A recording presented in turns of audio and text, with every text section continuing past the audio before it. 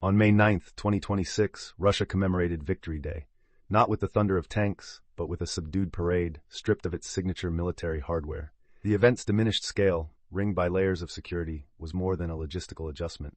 It was a broadcast signal, a moment that revealed how Russia's war in Ukraine has forced the Kremlin to recalibrate both image and reality, underlining a deeper, more consequential shift unfolding far from Red Square. This shift begins with Ukraine's rapid evolution, a change that has fundamentally altered the war's trajectory. Heightened Russian security in Moscow, driven by the fear of Ukrainian strikes, signaled how the battlefield is no longer contained to Ukraine's borders. When Russia announced a unilateral ceasefire for May 8th and 9th, it was a move designed for optics and perhaps to reclaim the narrative. Ukraine's response, publicly rejecting the proposal, though some sources state that Ukraine agreed to a ceasefire beginning May 6th, underscored a new boldness. Ukraine is no longer simply reacting, it is shaping events. The roots of this transformation lie in Ukraine's industrial and technological resurgence. Since 2022, Ukraine's defense industry has increased its capacity 50-fold, moving from dependence on Western armaments to producing and innovating at scale. This surge has enabled Ukrainian forces to carry out strikes deep inside Russian territory, including a missile attack on May 5, 2026, that reverberated through Russian command structures. The numbers tell their own story.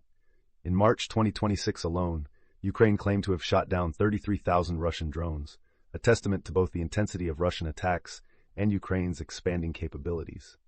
For Russia, the consequences are profound. NATO and Ukrainian sources estimate that Russian casualties have reached between 30,000 and 35,000 per month in early 2026, a staggering toll with direct impacts on morale, recruitment, and the social fabric at home. As losses mount, Russia has faced growing economic strains and visible signs of public dissent. Recruitment has slowed, and the Kremlin's grip appears less certain. Yet, the military campaign continues, with Russian airstrikes and drone attacks targeting Ukrainian cities and infrastructure, especially during the winter of 2025-26. At the same time, external dynamics have shifted. The European Union's approval of a €90 billion loan package for Ukraine in April 2026, following political changes in Hungary, illustrates how Western support has both underwritten and accelerated Ukraine's transformation. This infusion of resources hasn't just filled gaps, it's enabled Ukraine to chart a path towards self-sufficiency, reinforcing its ability to withstand and adapt to Russian pressure.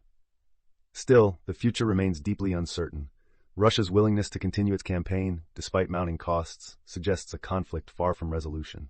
The risks of escalation, militarily, economically, and politically, are real, both for Ukraine and for Russia itself. As Ukraine strikes further into Russian territory, the Kremlin faces new vulnerabilities, exposing cracks in a system once thought unshakable.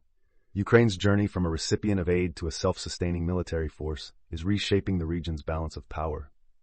By challenging the Kremlin's assumptions and capabilities, Ukraine has not only shifted the course of the war, but also exposed the internal pressures mounting within Russia. The next phase will test both countries and the stability of the region in ways that reach far beyond the battlefield. The stories that define tomorrow are already unfolding today.